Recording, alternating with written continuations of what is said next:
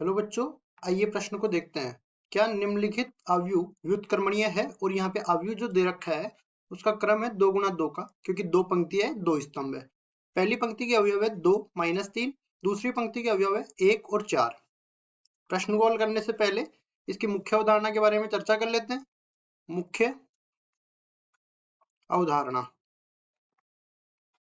तो देखिए यहाँ पे हम लोग बता देते हैं कि कोई भी अवयव व्युत्क्रमणीय कब होता है और कब नहीं होता है। सबसे पहले मान लो कि कोई अवयव है, उसका व्युत्क्रम ए इनवर्स से प्रदर्शित किया जाता है और ये बराबर हो जाता है एडजॉइंट ऑफ ए, और नीचे आ जाता है ए का सारणिक। अब देखो ए एडजॉइंट ऑफ ए जो है ये ए का सेकंड अवयव कहलाता है, और ये ए इनवर्स का मान जो है पूरा निर्भर करता है ए के सारणिक पर। अब यहाँ पे बता देते हैं, देखो मान लो कि ए के सारणिक का मान 0 आ जाएगा, तो मैं बोलूंगा कि ए इनवर्स परिभाषित नहीं होगा। परिभाषित नहीं होगा। क्यों नहीं होगा? क्योंकि देखो 0 का भाग लगेगा तो ये तो इसको एक अपरिभाषित संख्या बना देगा। और इसी तरह अगर मैं बोलूं कि ए का जो सारणिक है उसका मान 0 के बराबर नहीं हुआ, तो हम लोग बोलेंगे कि ए इनवर्स परिभाषित होगा, इसका मतलब इसका अस्तित्व होगा। और इस तरह से भी बोल सकते हैं कि इसका ये व्युत्क्रमणीय होगा। तो यहाँ पे लिखेंगे परिभाषित होगा। और हमें देखो क्या करना है कि क्या निम्नलिखित अवयव व्युत्क्रमणीय है। इसका मतलब हमें चेक करना है कि सारणिक का मान, ये जो अवयव दे रखा है इसका सारणिक का मान 0 के बराबर है या नहीं है।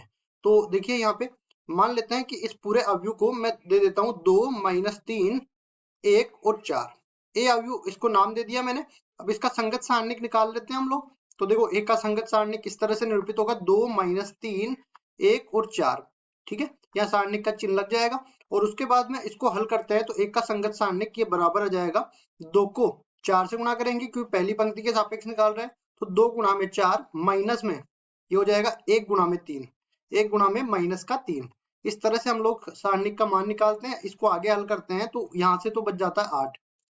फिर ये देखो माइनस, और ये भी माइनस, माइनस माइनस यहाँ से प्लस हो जाएगा और ये 3 बच जाएगा। कुल मिला के एक के सारणिक का मान आ गया 11 के बराबर, जो कि 0 के बराबर नहीं है। अगर 0 के बराबर नहीं है तो हमने कहा था ए इनवर्स परिभाषित होगा। ए इनवर्स परिभाषित होगा, इसका मतलब अवयव व्युत्क्रमणीय है। तो हम लोग कहेंगे कि हाँ, अवयव